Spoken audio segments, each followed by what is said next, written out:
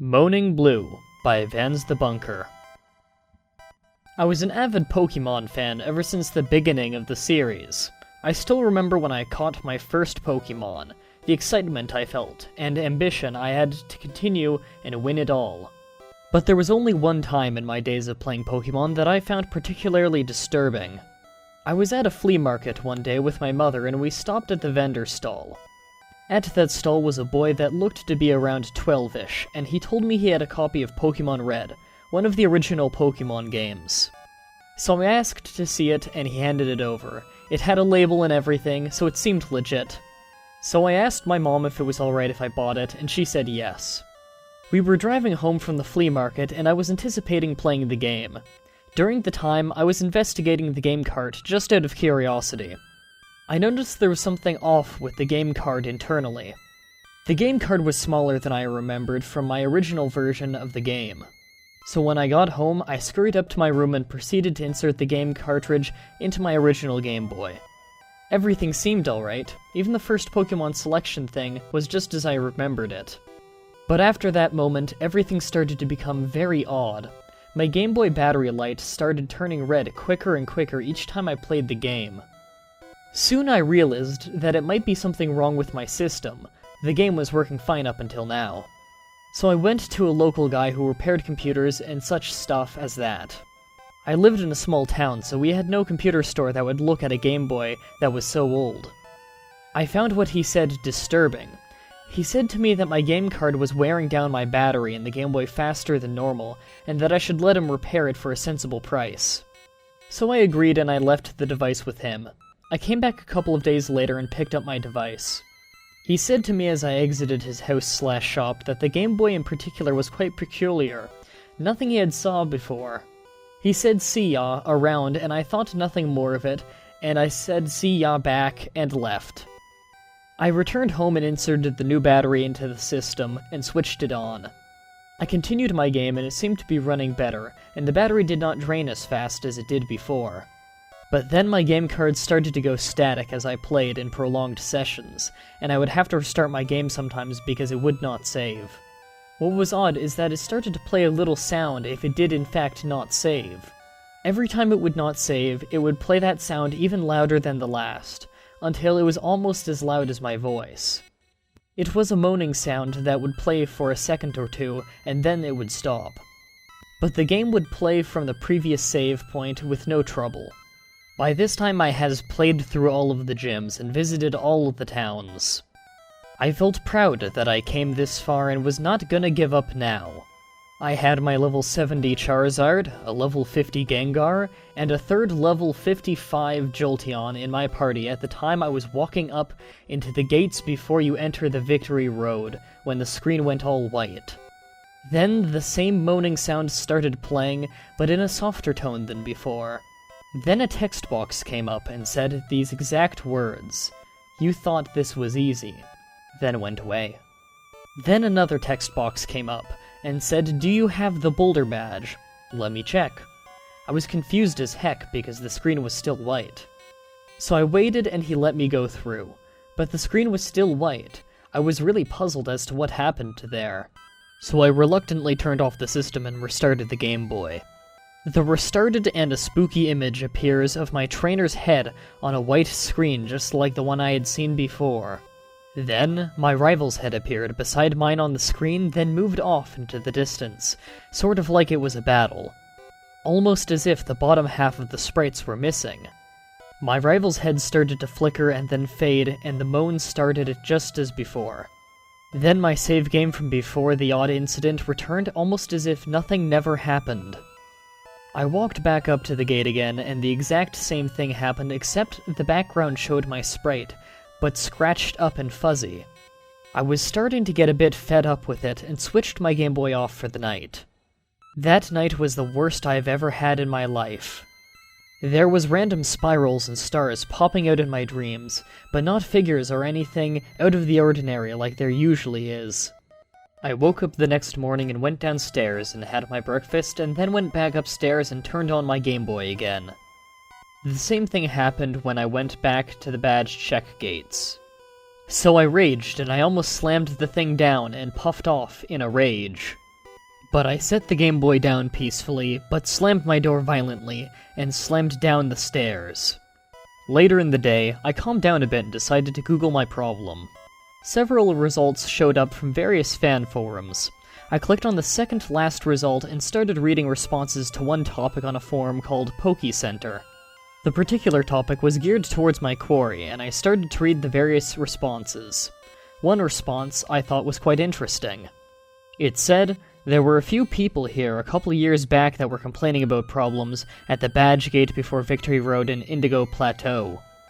I was quite surprised to find out later that this user was a former employee at Game Freak, and they had worked on the original Red and Blue. He had said there was a coding problem of sorts on that spot. They had shrugged it off and left the bug unfixed. Problem is, one employee that was working on the bug at the end was fired for no apparent reason. Or was there a reason? Well, the theory says that this particular employee had some mental problems, schizophrenia, and he had rather unsavory ideas of death and ghosts. He had refused to fix the problem, personally deeming it against his will. I stared at the screen blankly.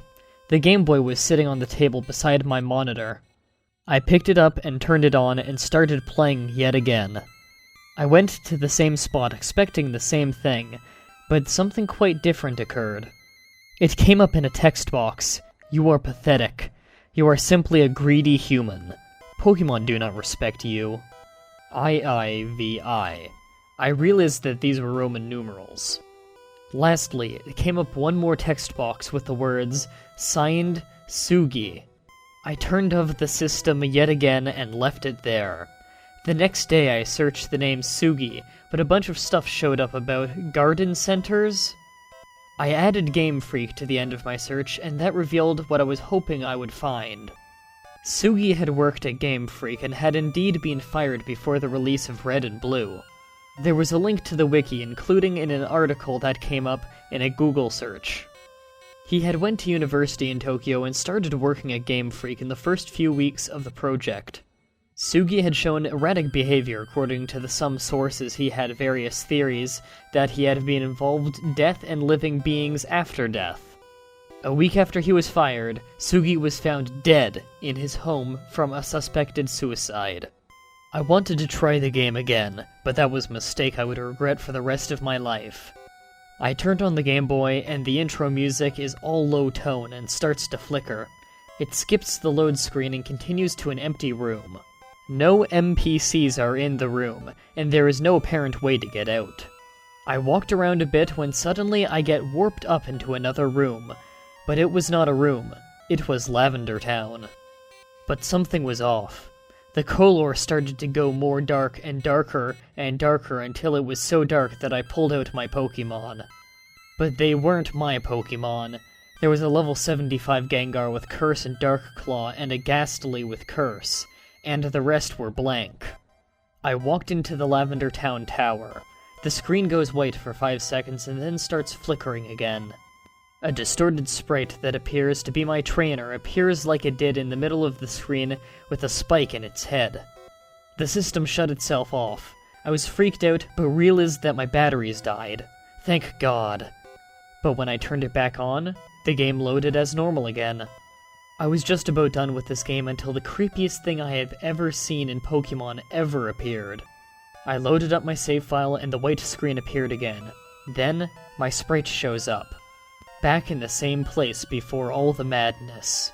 Then my screen flickered and started to spark. Then one single image came up that haunted me forever.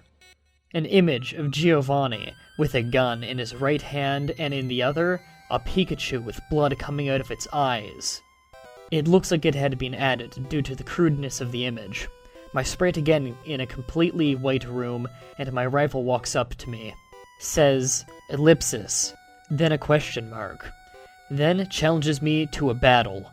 My only Pokemon is called Go, and has ellipsis Missigno sprite.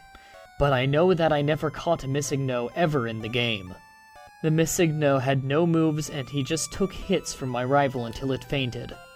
Immediately after the battle, a text box appears and says, "You are useless," and closes. Then Giovanni appears with the chilling image again that had appeared earlier. Then in a text box, it said death is inevitable. Battling Pokemon is cruel. I shut off my system and never played the game again. He committed suicide a week later. The shop owner who repaired the Game Boy committed suicide a mere month after repairing his console. Exactly the same date as Sugi did. His mother never recovered from her son's death. She started to play the game yet again, 4 months after her son's death had gotten killed by a man in a suit with a gun. That was Moaning Blue by Vans the Bunker. Final thoughts? Illegible. The biggest problem in this story is that it doesn't really do anything special. It starts with a massive cliche of having the person find the haunted or hacked cartridge at a flea market, and never really does anything really scary with it. Also, the ending is extremely confusing, as up until a sentence before he said he committed suicide, the entire story was written in the first person. All of a sudden, for no reason other than to explain what happened after his death, the story switches from a first-person narrator to an omnipotent one, completely derailing the plot. On top of that, it can be very difficult to read because the spelling is a bit iffy at times, and the grammar and word choice are appalling. I could not count how many times I saw a period where a comma should be, a comma where a period should be, multiple sentences in a row that start with then, when it's absolutely unnecessary and distracting, as well as many other issues of the like.